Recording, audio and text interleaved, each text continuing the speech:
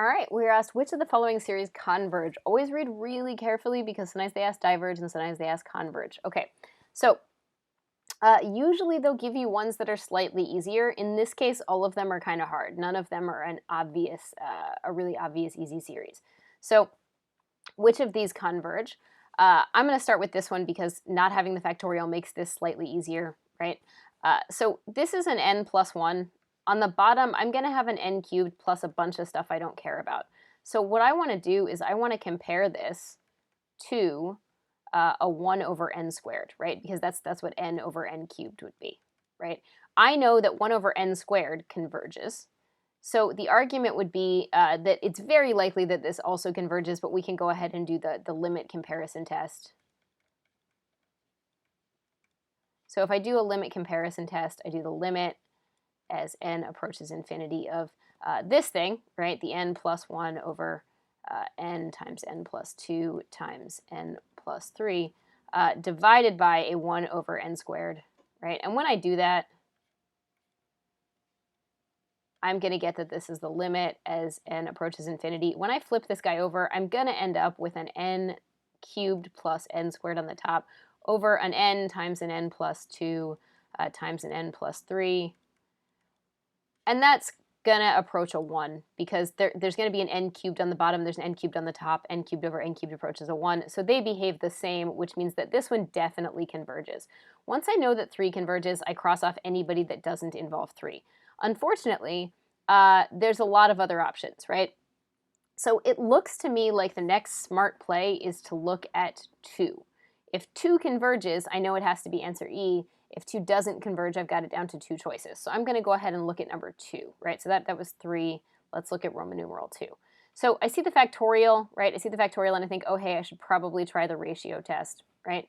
So if I do the ratio test, the limit, so this is for number 2, the limit as n approaches infinity of n plus 1 factorial over n plus 1 to the 100, all over an n factorial divided by n to the 100, right? The limit as n approaches infinity, so this is going to be the n plus 1 factorial on top of an n plus 1 to the 100 times, and then I flip this guy, so the n to the 100 over an n factorial. So I'm going to get the limit as n approaches infinity. Well, if I organize these together, this n plus 1 factorial over an n factorial and this n to the 100 over the n plus 1 to the 100, here's what's going to happen.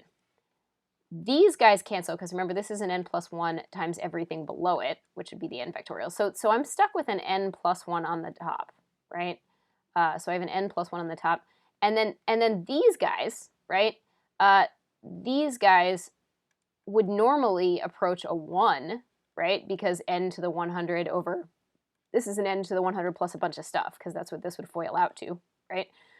So these guys would approach a 1, but then I still have an infinity on the top. The other way to think about it is this is really an n to the 101 plus an n to the 100, or sorry, yeah, plus an n to the 100 over this thing, where my n is to the 100. This is bigger than this. That means this thing's going to be infinitely large. So this thing diverges, right? So infinity, which is definitely greater than 1. So this thing diverges. So once I know that 2 doesn't work, so 2 doesn't work, so that diverges.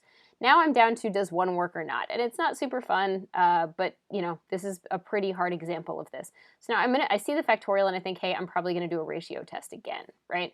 So I have an 8 to the n over an n factorial, and we'll scroll down and make some room. So when I go to do 1, I'm probably going to try the ratio test again. So the limit as n approaches infinity of an 8 to the n plus 1 over an n plus 1 factorial divided by an 8 to the n over an n plus, just an n factorial.